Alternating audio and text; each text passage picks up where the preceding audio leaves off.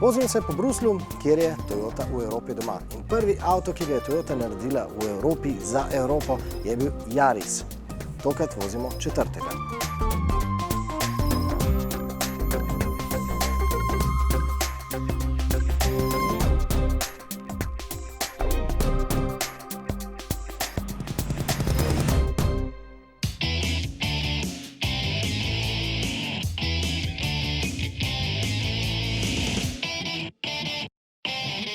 S četrto generacijo se Toyota vrača v leto 2000. To je bilo takrat, ko so predstavili prvega Yarisa in z njim osvojili Evropo. In osvajanje Evrope so se Japonci takrat lotili na podoben način, kot so se lotili osvajanja Amerike z Lexusom. Takrat so poslali v Kalifornijo svoje inženirje, da so eno leto uživali v razkošju, v bleščečem načinu življenja. No, na primeru Yarisa so svoje inženirje poslali v Evropo. Ampak v Evropi se Toyotini inženirji niso učili razkošja, ampak kako je živeti in bivati z majhnim avtomobilom. Ampak vse tisto, kar so se naučili za potrebe leta 2000, no vse tisto so zdaj prevetrili. Na isto idejo so pogledali popolnoma na novo in zadevo naredili še enkrat. We had a brand new platform.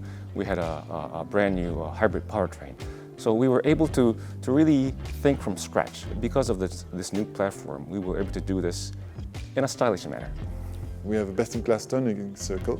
The car is very compact, agile, maneuverable, easy to park. Size really matters in the city. 12 centimeters, it really makes a difference.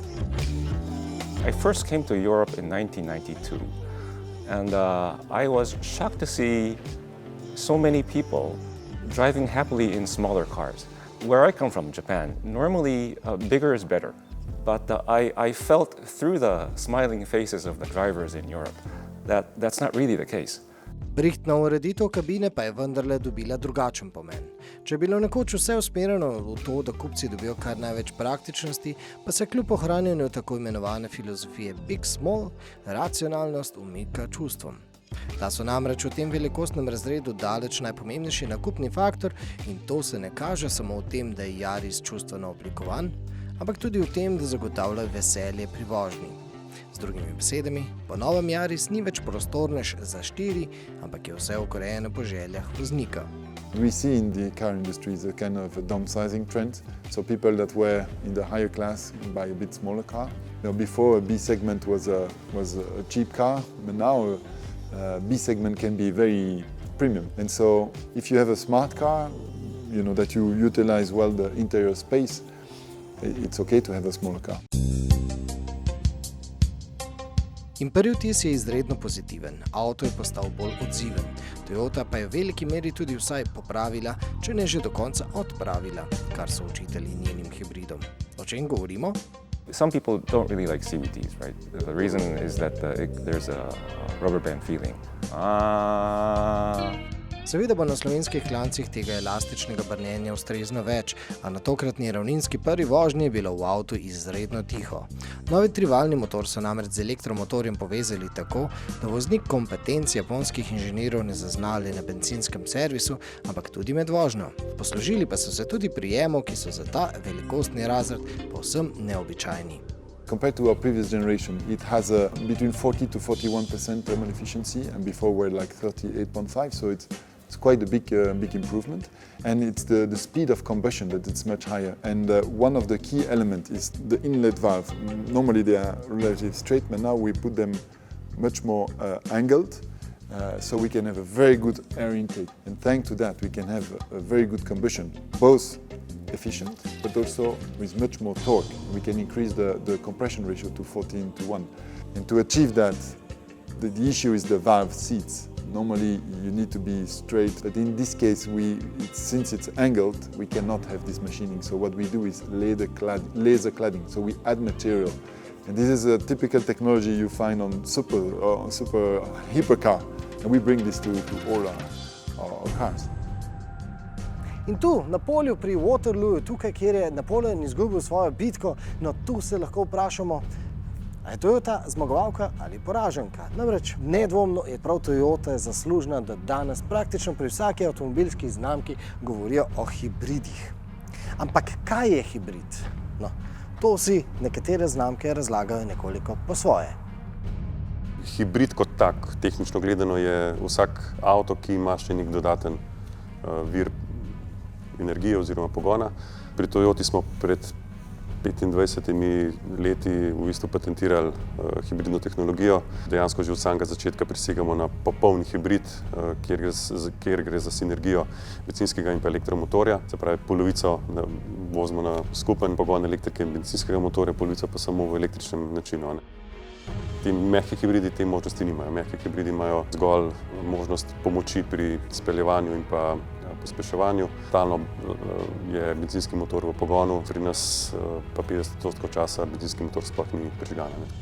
Novi Yaris je od svojega predhodnika dražji v povprečju za dobrih 1000 evrov. Razlog je v tem, da ponuja bistveno več opreme, bistveno več asistenčnih sistemov. No in ena najbolj otipljivih asistenc, ki jih ponuja novi Yaris, je recimo aktivni tempomat, ki zna, kot smo videli, tudi samodejno ustaviti avtomobil. In tudi speljati, ko se prižge zelena.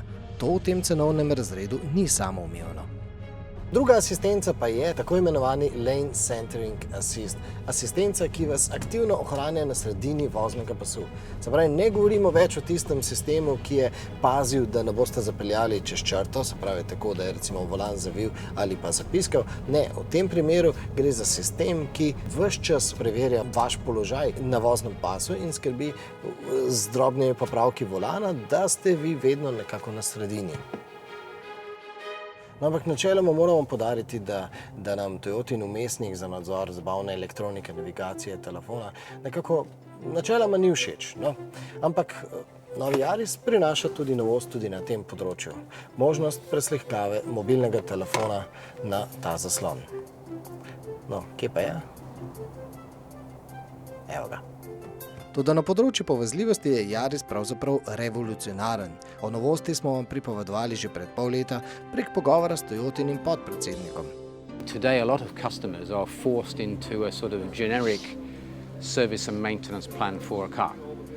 But tomorrow, when we're able to read all of this data from the vehicles, we'll be able to offer very bespoke services to a customer that says we know how you drive, where you drive, how hard you drive, how fast you drive, how much wear or tear on the vehicle this is creating. And that means we could offer you a very bespoke maintenance package or insurance package that's unique to the way that you own or you use the vehicle. A takrat nam Matthew Harrison ni povedal, da je ideja v resnici že povsem dozorela in da je na voljo v Yarisu. Tudi v Sloveniji, že takoj ob začetku prodaje oktobra 2020. Pri Toyoti si še posebej prizadevamo, da bi ljudje skušali razumeti skupne stroške lastništva vozila, ne? Da se zavedajo, koliko jih avto stane v celotnem obdobju uporabe. V ta namen bomo z novim Yarisom ponudili neko vrsto financiranja, ki bo stranki omogočil popoln nadzor stroškov. Se pravi, mesečni obrok z vključenimi vsemi stroški, ki pritičejo razen seveda porabe goriva, to je pač strošek glede na porabo, ostalo je pa vse vključeno, se pravi vzdrževanje vozila, pnevmatike, zavarovanje in dejansko samo uporabljati avto in ga redno vozi na servis. Kar želimo je, da ne zavajamo kupcev z nekim obrokom za 99 evrov, ker je potem skrit visok polog ali pa visok odkup. To financiranje je namenjeno temu, da si stranka lahko ta znesek privošči in pa da ima čisto sliko tega financiranja. Se pravi, polog nekje tudi toliko, kot ga sama stranka določi, lahko to 20%, lahko tudi 50%, in pa potem odkup vozila na koncu v taki vrednosti, da zagotavlja, da lahko star avto pusti pri enem od naših trgovcev in vzame nov model, recimo istega avta ali pa drug model avta, in potem samo nadaljuje z novim financiranjem. Boste rekli, da je takšne sorte vse obsegajoč leasing že znana finančna ponudba. In imate prav. Revolucionarno pa je, da bo že Yaris ponujal možnost, da na svoj denarni prihranek aktivno vplivate s svojo vožnjo. Vse veste. We know how you drive, where you drive, how hard you drive, how fast you drive, how much wear or tear on the vehicle this is. Seveda bomo o tovrstnem nadzoru vožnje še govorili, vas pa že zdaj vabimo, da spoznate širšo sliko, širši smisel tega pretakanja podatkov o vaši vožnji. In če vam je Yaris majhen, kaj pravite na Corollo? Morda pa Toyotinih hibridov še ne poznate. Poglejte, kaj so povedali naši testni vozniki.